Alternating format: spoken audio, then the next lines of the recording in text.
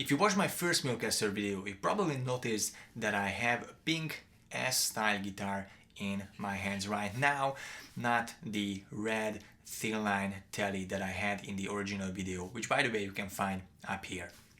The reason for that is I decided to send that guitar back because it wasn't the right fit for me, but I don't think there was something objectively wrong with that guitar. So therefore I didn't want to reshoot the whole first demonstration or review of that guitar with this one, because I think everything I said in that video still holds true and I have demonstrated that guitar rather well. And I spent a lot of time putting that video together, editing it, and I didn't want to waste that. But I wanted to take this opportunity to talk about the differences between the two guitars, because at that point when I made the first video I only ever played one Mulecaster, but since then I've practically doubled the sample size. So I'm gonna tell you some of my experiences, the differences between the two, and then of course I'm gonna tell you why I decided to send it back. So I got that guitar brand new, and I got this one used on reverb. I was pretty lucky to find this, and actually if I come to think of it, I kind of prefer the Strat Shape. I thought I would like the Tele better, but I kind of like the Strat Shape better. I've been playing Strats all my life. The one difference I'm kind of sad about is that it doesn't have an F-hole. It's still a hollow body center block sort of guitar like the other, but not having an F-hole practically renders it a bit more quiet. It is still louder than a solid body Strat, a standard electric guitar, but it's quieter than like an ES335, just a little bit. So there's the difference between the unplugged sound. However, or unplugged, well, volume, I guess the sound is pretty similar with both guitars. Even though I didn't have them in the same space, I couldn't compare them in person. I'm just thinking about my memories of that guitar, and I think that was somewhat louder. You might remember one of the things I didn't like about the other guitar is that this body and neck joint here was kind of poking my my palm, my hands, and this one on this guitar is way smoother, so it doesn't really poke my hands. It didn't really hurt on the other one as well, it was just a weird sensation. This is way more smooth or round, but of course you can feel that there's an edge here, but it's not as harsh as the other. Also on the other guitar you might have remembered that I said that the binding and the neck isn't 100% perfectly level with each other on some points of the neck. Now I haven't experienced anything like that on this guitar. It is pretty smooth. There's no fret sprout. There was no fret sprout on the other as well.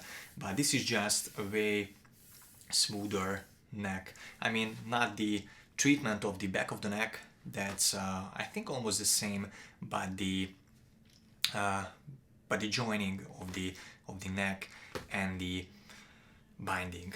And I think the other thing I haven't mentioned in the first video that well, I did say that this is a torrefied maple neck, but I didn't say that it's an ebony fingerboard. And I think it is because Mule uses ebony fingerboards on I think probably all their guitars, or as far as I know. So I think it is ebony as well. And I also heard that the saddles and the nut are Graphtec, but I don't still know the material, maybe some tusk or something like that. I'm not sure. And this just ties back to one of my mild critique of Mule, that it is not easy to find the specs of the guitar online. So I just wanted to give these quick updates, a few things. So all in all, I do like this guitar better. The only thing I would change on it is basically the scratch plate. I don't like this tortoise color. I would like to have a white one, or I mean a yellowish white one, a color like the two knobs. But I wrote to Mule and they said they don't sell aftermarket scratch plates, which I quite frankly found annoying. There might be a business reason behind it, I don't know, they never explained that.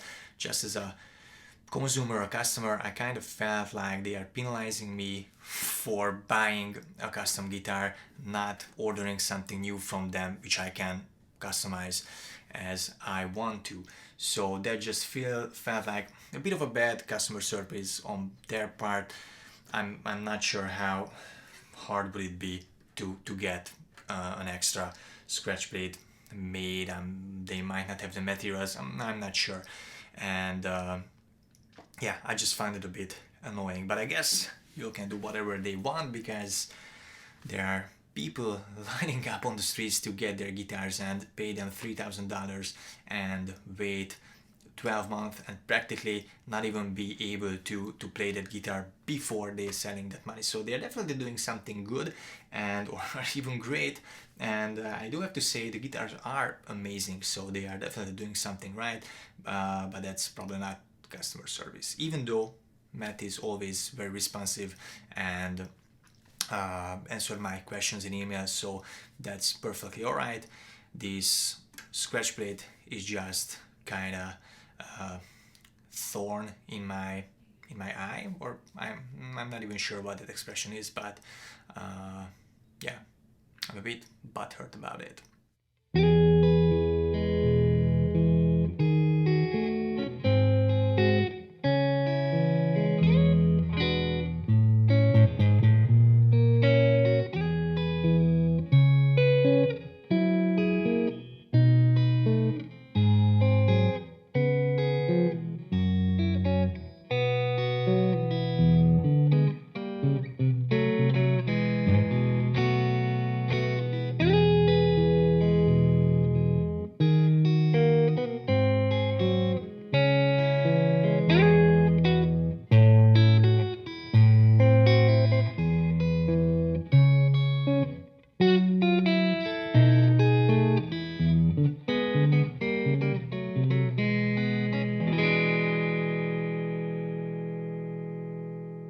So now finally, the story why I've sent back the red Telecaster.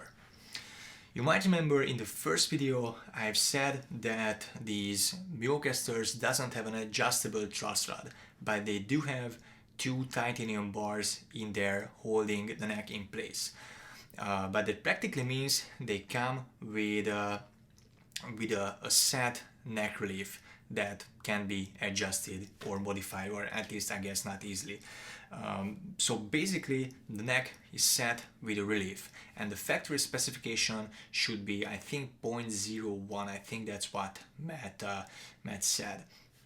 But when I got it red Tele, it has an awfully high action, and I tried to lower it to where I usually have my electric guitars, and there was a terrible fret buzz. So I took it to a shop in Houston called Rockin' Robin's Guitar Shop. It's a Houston institution, and they kind of said that the neck is a bit bowed, and there's also a small lump here on the upper frets, so it kind of has a shape like this. I obviously exaggerated it with my gesture, but very slightly bowed with a hump, and therefore it can't really be set up to a really comfortable low action, because I didn't want to play slide on these guitars. I like playing slide on my National resonators, and I wanted an electric guitar that I can, well, I guess shred on or play regular fingerstyle. And for that I kind of like a lower action around 4/64, maybe even lower. Some guitars with a really straight neck might enable that. And I couldn't get that on the red Tele. I can get it on this one. So but in the beginning of this video I said I don't think there was objectively something wrong with that guitar. The reason I said that is because Matt said the factory neck relief should be 0.01, but what they measured in Rockin' Robin was something different, but it turns out they measured it differently than Mule does. So basically we got two different results by two different measurements, so they weren't comparable, so they didn't match any ways. So it was no scientific way of telling that that if the neck is how Matt intended it, or did it move, or something happened to it which resulted the bow. We don't know that, again, because they both measure relief differently. But let me tell you this, just by looking at the guitar neck from this angle or this angle, you know, this annoying thing that guitarists usually do. Now, by the naked eye, I kind of felt the hump and the bow, but that's obviously not a scientific measurement. The closest I could do was have a straight ledge, which I don't have here, but I have a straight edge, and I put that or laid it on the guitar neck, and I kind of felt that it had a bigger relief or a bigger bow. So the space between the straight ledge or straight edge, which is straight, and the guitar, which wasn't perfectly straight, there was a rather visible gap between the two. And I used the same straight edge on this guitar, and it had way less of a gap. And obviously this one is more similar to all my other guitars in terms of the neck being way more straight or having a smaller relief. But of course the other guitars I'm able to adjust with the truss rod. So one thing is sure, this guitar and the red Telecaster doesn't have the same neck relief. I think I'm sure about that, but I'm not sure if the red Telecaster is bad or not, or yeah, well, I guess damaged or just not how it intended. I'm not sure that guitar is not proper the way it is. I'm just saying that it wasn't the right fit for me. Since then, I've talked to Matt, and he told me that someone bought that guitar and he really likes it, so it seems like a perfect fit for him. So this is just, I guess, a testament that there are no really set in stone or fully objective things in guitar playing, because what someone might prefer, someone else might not. So it's a highly subjective topic.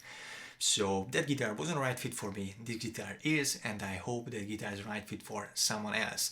I didn't want to scare anyone with this story. These are awesome guitars, they are work of art, the craftsmanship is incredible, the sound is incredible, the looks is incredible, so they are just amazing. I just wanted to draw your attention to the subject of relief. Maybe that's something you need to keep an eye out for if you don't want to use it as a slide guitar. So that's it. I still think Mule makes incredible, amazing guitars, and I'm really happy I found this.